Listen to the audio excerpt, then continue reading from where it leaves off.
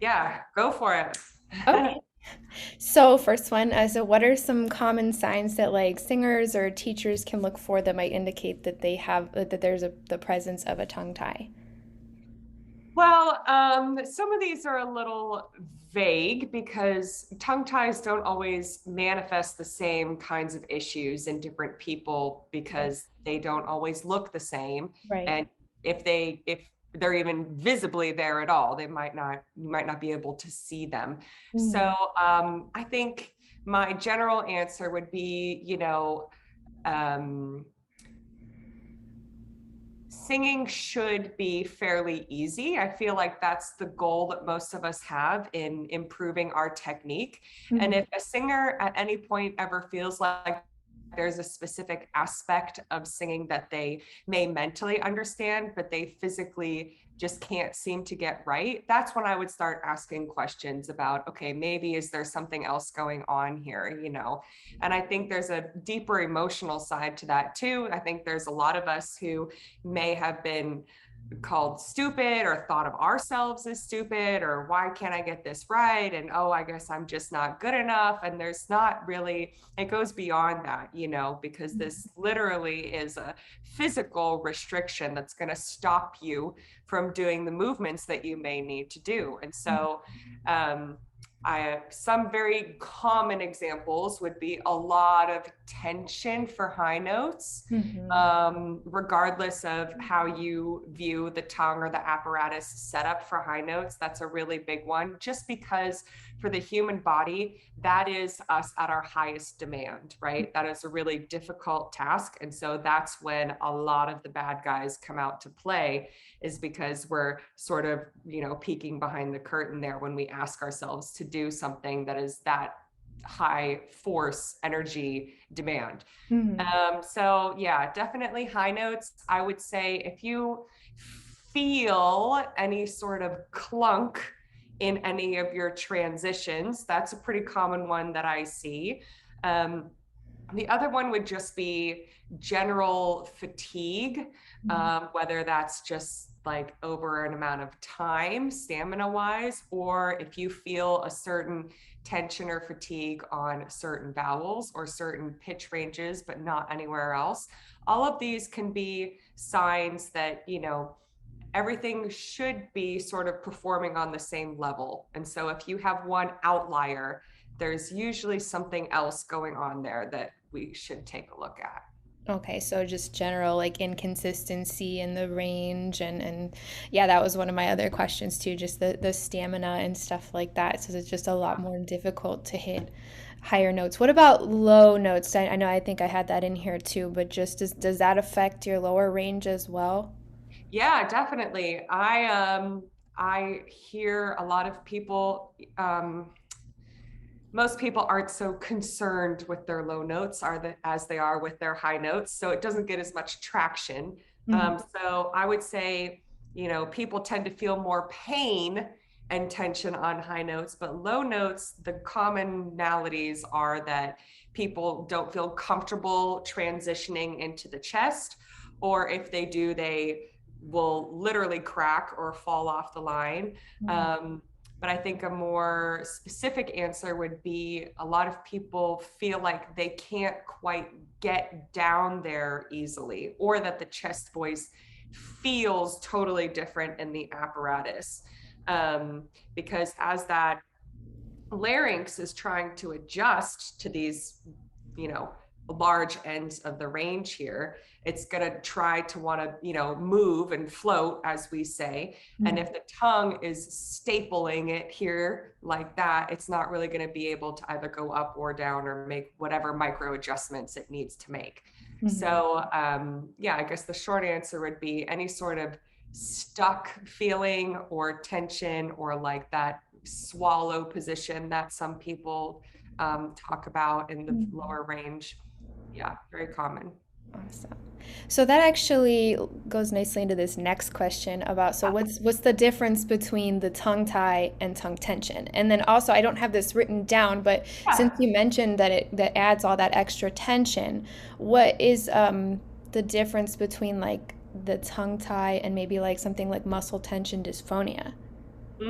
Yeah, that's a great question. So they're not mutually exclusive, although they can be. So this is an interesting field because it's not always black or white. It could be a combination of two things, and it could be a combination of two things, not 50-50%, but 80-20, anything, you know. So I think the short answer is that tongue tie pretty much across the board shows up as tongue tension in some way.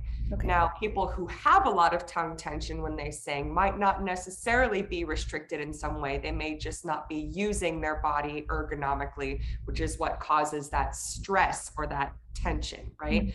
So a great example would be like when we go to the gym, we've all seen those pictures of people who pick up heavy objects with their spine, right? With their back. That's one great example of, you know, you may have the strength to pick up your box of Christmas decorations, but if you don't approach it with the right form, it's going to cause you stress, pain, tension, all of those things. So I think, you know, that's why it's important to see, is this tongue tension happening kind of all the time or just in certain situations?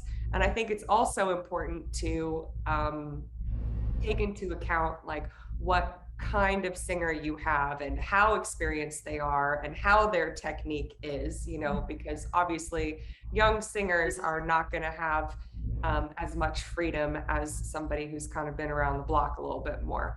Right. So, yeah, but as far as tongue tie causing tension, yes, that is very, very clear. And the reason why is because that tongue tie, that tissue is literally tying or cementing your tongue into a certain position.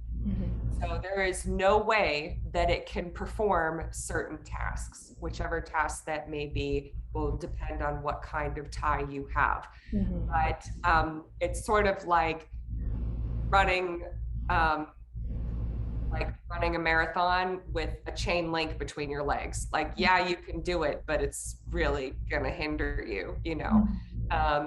So we need to eliminate that first so that we can then teach the body how to perform in a healthy, free way. Right. But those are both like two things I always got comments on, actually, like from previous teachers. They're always like, oh, you have so much tongue tension, or like, oh, you might have muscle tension dysphonia. So like that's just something that could probably be really easily overlooked. Like it's a tongue tie, but they're like, okay, well, it could be this, you know, there's so many variables, but Yeah. it could also like cause those things then. Yeah, I think that is honestly one of my personal pet peeves with the industry at large, I would say, is that all of us, singers and teachers and everyone, tend to be so focused on this, you know, and I harp on a lot of my clients all the time about getting into a mirror and looking at what's going on.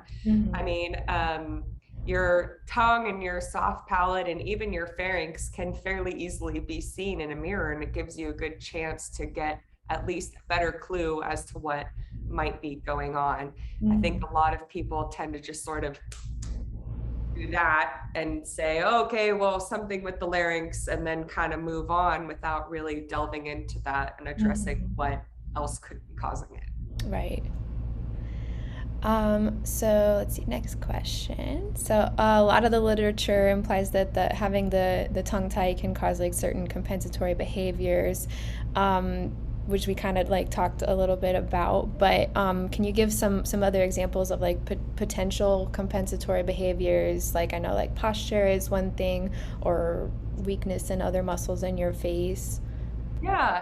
Yeah, so I'll start with just general human issues first, and then we'll talk a little more about singing. But in general, the biggest thing that a tongue tie ends up causing is that the tongue isn't able to rest in correct resting posture. So just like we all have really great sitting posture and we don't want to sit like this all the time, the same thing happens in the tongue. So most of the world is unaware that the tongue should not be resting here when we're just sitting watching TV, but it actually should be resting all the way up in the hard palate and maybe even touching the soft palate in the back. So I think that's the biggest thing. And what that resting posture, the reason why that makes such an effect on everything else in our lives is because that's 99% of our time. You know, it's when we're sleeping, it's when we're not talking or eating, you know. And so just like sitting posture can affect literally the shape of our bones over time, so can this tongue posture too. And so like we see in the dental field a lot is we see a lot of malocclusion, which basically just means crooked teeth. We see a lot of narrow faces because the teeth have to sort of slump together to maintain contact without the tongue supporting it like a keystone. We tend to get a lot of breathing issues, a lot of sleep apnea, even in children. Those are sort of the biggest things that we see. So in the normal world, OMs like me usually work with orthodontists, people who have a lot of relapse after braces, people who have sleep apnea, children as well, and also just like general breathing issues even while you're awake.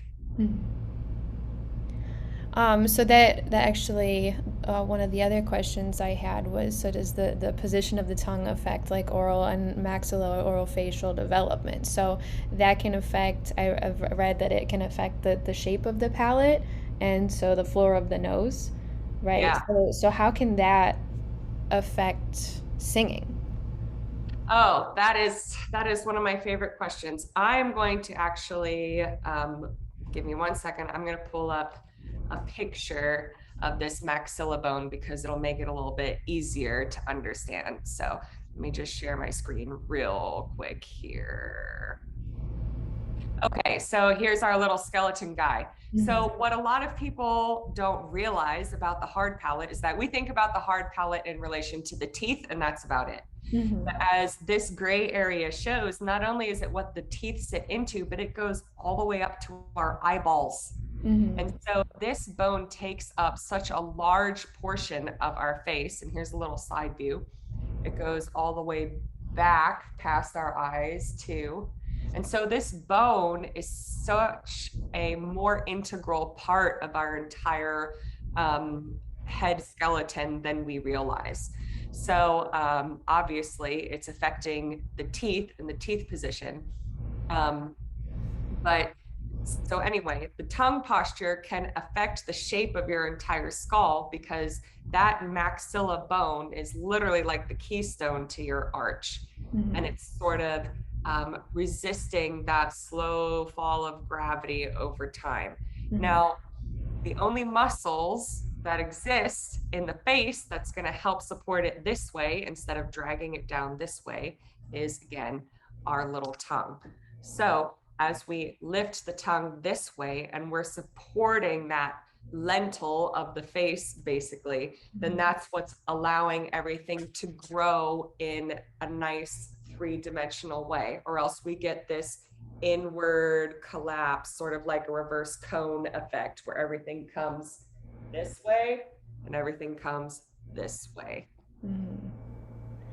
So that could just maybe make singing more difficult just because you don't have a lot of space in your mouth? Like, would that? Yeah.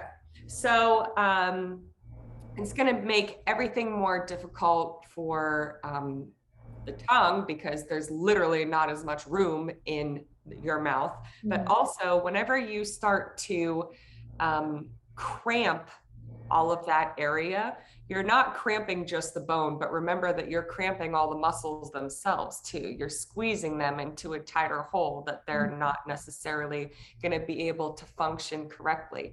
And so if they are able to engage, they're not able to engage very much. And so that's kind of what happens when a lot of my new clients first come to me the first couple weeks, is that they're really weak, one, because they haven't really used any of those muscles before, but they haven't used those muscles because they're doing something totally different that their body finds easier. in Mm-hmm. that path of least resistance way.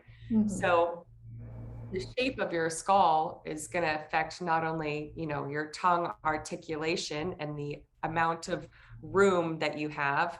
A great metaphor would be like a tiger in a cage at the zoo, right? They still need some kind of room. You're not going to put a tiger in your Toyota Camry. Things are going to go poorly, Mm-hmm. right? But the other thing is just it's your whole skull is not going to be able to perform all of its functions in an easy way. And so it's just automatically going to stress that whole environment right from the get-go. Right. Does that affect the shape of the vocal tract as well, like coming down from the skull? Yeah. So um, if anyone is interested in this, you can just do a quick Google search for CBCT, or cone beam X-rays. And basically, it's a really fancy X-ray. It takes 3D of your skull, and it can show the volumetric, or the inside of your airway. And it's really interesting because you'll notice that what goes directly into your airway, but your hard and soft palate and your jaw. Mm-hmm. And so when the tongue is part of this group of bad guys, basically, that's getting shoved this way or melting this way, what's happening to your vocal tract, if we're going to look like, if you're imagining you're looking down from the roof of my head, Mm-hmm. instead of this shape, it starts getting pushed, right? And so you're literally losing your airway and you're losing your pharynx. And that's what causes our obstructive sleep apnea, or even just our daytime sleepiness during the day, is that you're not literally able to get enough air through that tube as you need as a human. Mm-hmm. So it's a lot narrower than it should be. Yeah.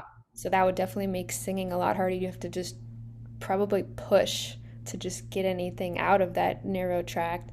Yeah, yeah. And I think, I think some people might be thinking, oh, well, isn't decreasing the airflow like through a straw a good thing? And the answer is yes, but you don't want to make the straw itself smaller.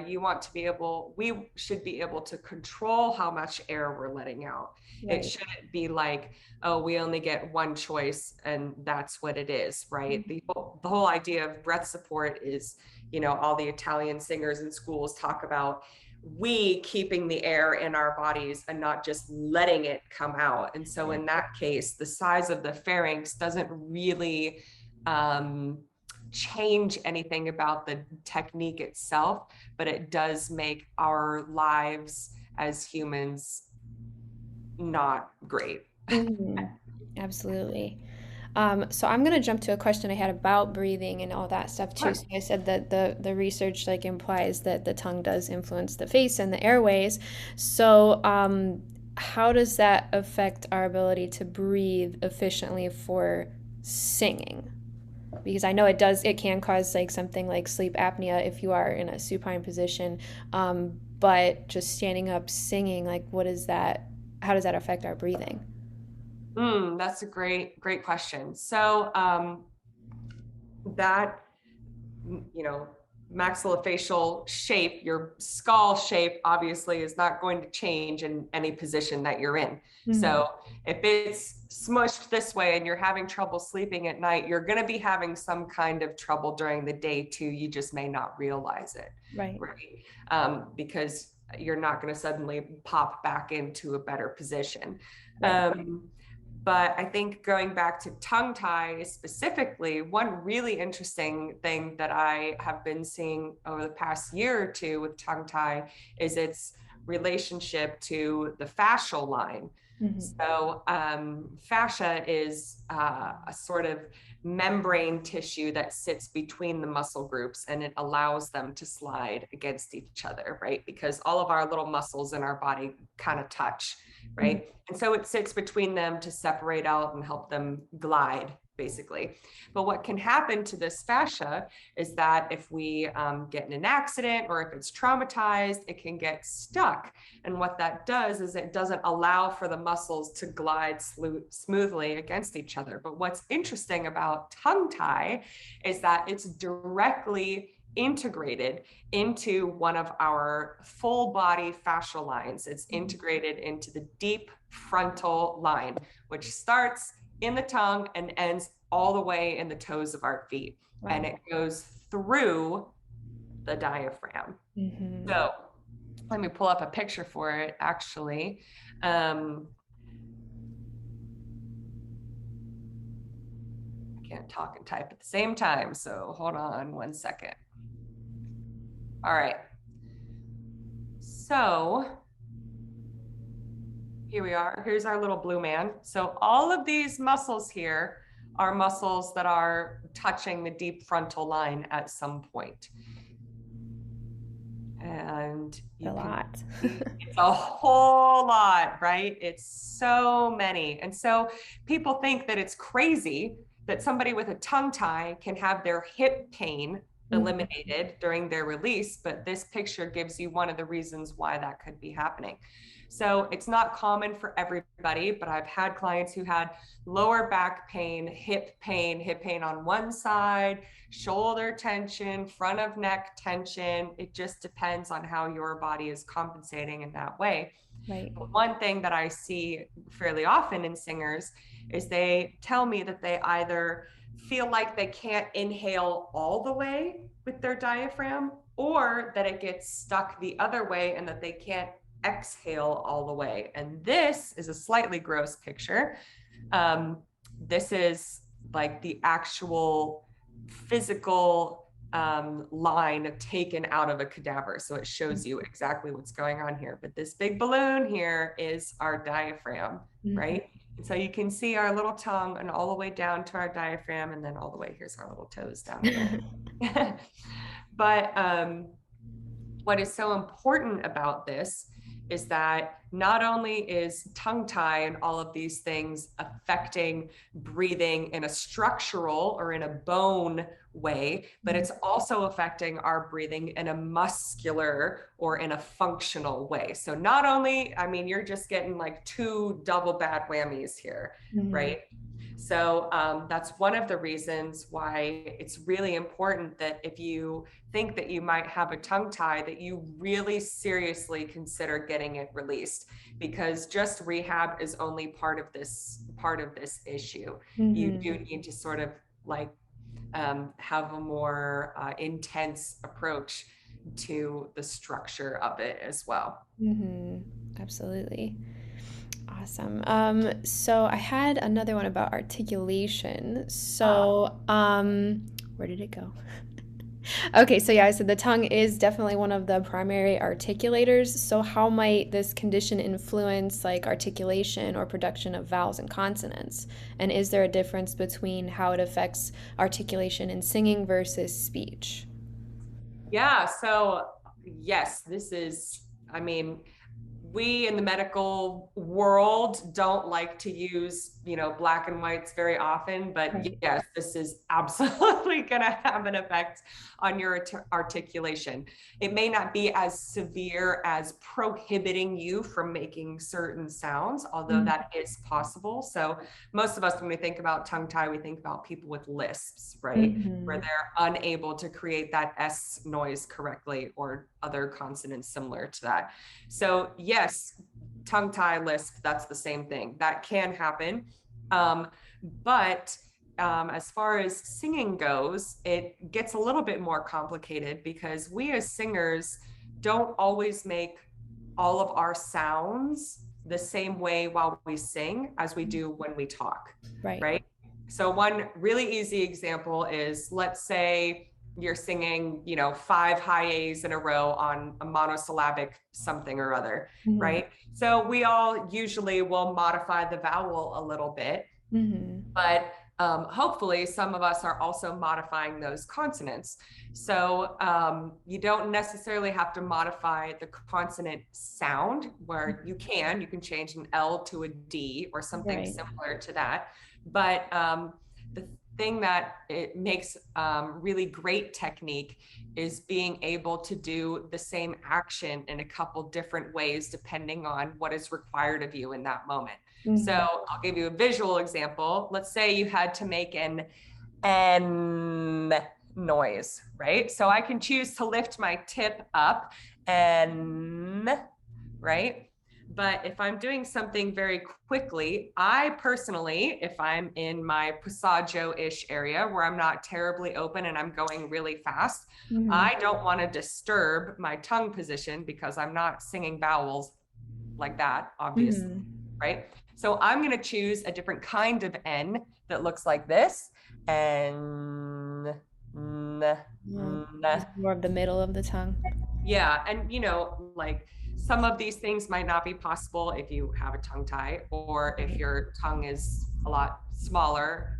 But my point is that tongue tie, a lot of people sort of will fight against me in the fact that they're like, well, like as long as you're doing one thing correctly, it's still okay. And I'm like, yeah, but technique, if you have one choice, isn't a choice, right? If you only have one option, then you're not choosing to have good technique. Your body's just firing in the only way that it can. Right. So you may not use it ever, but you should be able to have different options available to you. And that's one thing that a tongue tie pretty much across the board eliminates. It eliminates your options. Right. Are there any specific consonants or vowels that you've noticed are a little more difficult if someone has a tongue tie? Like I know rolled R's, for example, could be a lot more difficult. Like I have a friend that has a tie and he cannot roll his R's at all. Yeah. Yeah. So rolled R is very interesting in its own respect because in other foreign countries where they use rolled R in their speech, if you can't roll your R, it's considered a speech impediment. Right. So here in the US, we don't roll our R's. And so therefore, we're not even screening people for that. And so a lot of people are sort of falling through this filter that would not be free to go in other countries. So definitely rolled R. Everybody should be able to roll their R. The end. In general, beyond that, I would say L's are hard. S's are hard. There are a lot of similarities to speech. I would say the biggest things that I see in singers are actually not the consonants, but the vowels. Okay. So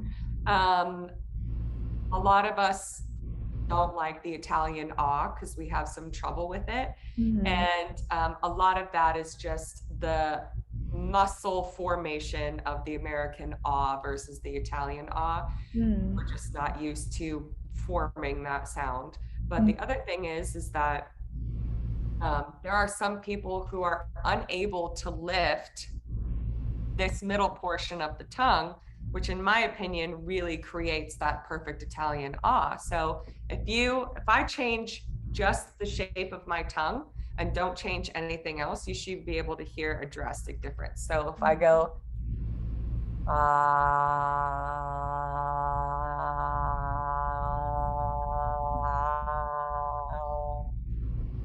right? Yeah. I'm not changing anything else other than shape. But what's interesting about this shape is it requires a lot of lift or stretch, which is unable to happen in some types of tongue tie.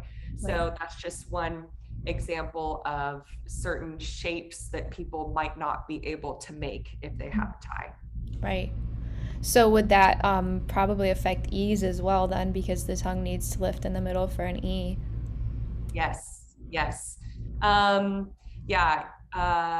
My go-to is sort of, I would never choose to sing a pure E vowel on a B natural, a high B, but you should be able to, right? So if you cannot physically get that stretch or that separation of the tongue from the jaw like this, right? And you're cemented in some way back there, I like to call it the elevator of death. Because if you are stuck like this and you bring your jaw down, your tongue's going to come with it, right? If you want to keep a nice high tongue for your high note, then you can't open your jaw and get the space you need in the soft palate pharynx. Mm-hmm. So that little motion tends to be a big killer for a lot of people, and they get a lot of jaw tension there as well. Right. So I remember when we were working together, one of the things that was happening with me is when I would go to sing like a high note on an NG or something, then the tongue would, when I would get high enough, it would start to pull down. And Mm-hmm. that's just because of the tether, because it physically couldn't stay up on the higher note because of it had to compensate to make the note happen, right? Yes, yes, that's exactly right. So the tongue isn't, a lot of people get frustrated with themselves because they feel like, oh, my tongue's pressing down in the back, my tongue's pressing. And I'm like, your tongue might not be pressing. Yes, we can do that muscularly Right. if we choose to.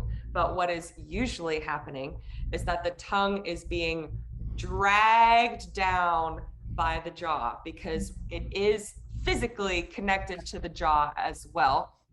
So when the jaw opens too far, it just pulls the entire back of the tongue with it. And if you have a really severe posterior tongue tie, unless you get that release, there is no way that you're going to be able to get this to happen because that tissue is going to prevent you from stretching that area. Right. Very interesting. Love that. Yeah. So okay, let me see. So we haven't done this one. Can a tongue tie affect your laryngeal height? Because I know a lot of times it depends on, I mean, what kind of repertoire you're working on, but a lot of times the high larynx is not ideal for something like more classical singing. We usually want that low larynx and stuff like that. So can that affect your larynx maybe getting stuck in one position or just being overly higher or lower because it's Mm, tethered? Because it is connected to the hyoid bone down here. yes. Yeah. So that genioglossus being directly, the genioglossus does this, and it also does this. Uh, So um, the one interesting thing about that muscle is that since it is directly connected to the larynx, you can just feel this. If you take a couple of fingers real lightly and you stick your tongue straight out, you feel it hike way up there, right? Mhm. So there is there's not enough definitive research about resting laryngeal height. I can only tell you what I personally have seen, which is that yes, it can affect some people if the larynx is just chronically resting high because the tongue tie is so thick and pronounced. I Mhm. have seen that a few times, and they get their tongue tie release and it settles a little bit. I had a bass baritone out of San Francisco who told me that his speaking voice changed a little bit after the release because he used to talk a little bit higher, and then after it was released it sort of settled down a little more. And he personally was really excited because he felt like he spoke more like a bass baritone as a Yeah. you know but so I can't say a definitive, researched yes to that one. Mhm. Just my personal opinion, yes. um, but when it comes to like just muscular stacking, yeah, that is something that I see all the time. Mhm. So a great example would be like most of us are familiar with, we go to the gym and let's say you work out your bicep a whole bunch, right? And you're really working on those. The next day, what happens? You're so sore, Mhm. right? So what do? You stretch, right? Because your muscle is contracted so much that even after it is not firing, it still stays in a semi contracted position in order to heal and grow, Mhm. basically. So, what happens in a shorter amount of time for us singers is that if you're firing that genioglossus, which is what the tie is sometimes incorporated into, when you're firing that muscle over and over and over again, it's not going to be able to release if you go to take a breath like a light switch. It's Right. going to need time to stretch out and totally let go because the amount of tension that you've stacked into it is so much more than it's able to handle. So Right. that's another really, really important thing to bring to this conversation is that, you know, your setup as a human needs to be healthy from the get-go, so that if you do accidentally build some tension, that it can release healthily and quickly, right? But if Right. you have this tongue tie in there, it's going to affect not only your mobility in that moment, but it's also going to affect your ability to release that tension if you do happen to make a technical mistake. Right. So that could turn into a chronic tension. Yes, it could absolutely turn into a chronic tension. It definitely very often turns into pain in the moment. It can do things as crazy as choking you out, Mm. cracking you, um, uh, physical pain. Yeah, it can also take pitches off your range in that moment if the Mm. tension is that high. So another example would be like, let's say you're a lyric mezzo and you're singing Mozart and it's just riding that upper passaggio. Mm. If you feel like you get to the end of an aria, even after you were technically performing it well and you just can't make it to the end, that's a great example of there might be something else going on in there. Mm. Awesome. I think that's all of the questions I have written down, but are there maybe just any other things that you notice in singers with tongue ties that you wanted to mention? Yeah. I think the biggest thing that I would say to singers is that, a lot of people get um, very like overwhelmed when they first, think that they might have a tongue tie, because obviously we're all very protective of our instruments and the idea of surgery is very scary to us. So I just want to get rid of some of those ideas right off the bat. So yes, this is surgery, but you're awake the whole time. It's outpatient. It's basically like a root canal. Right. So the amount of like money and time and rehab is, not anything like what we think of when we think of surgery. This can be easily done in many different cities across the nation and world. There's experts, like real fantastic experts, pretty much everywhere. I've been able to find people in any country, any city within 2 or 3 hour drive. So Mhm. this is very easily attainable. And I think the biggest thing is that, I'm not here to change your technique, and I'm not here to change how you sound. Your larynx is kind of going to determine how you sound. Your Right. vocal cords are in there. Your pharynx may change a little bit, but your voice, your color isn't going anywhere. Right. Point of this is to sort of give you a blank slate and the freedom and the health to be able to do whatever you want to do with it. Mhm. So again, this is all about just giving you more options and giving you more freedom and helping you attain more faster. Mhm. So what should a singer do, or a singer or a singing teacher, if they notice that the student might be just have some signs of a tether? What should they do if they think they might have a tongue tie? What would you suggest?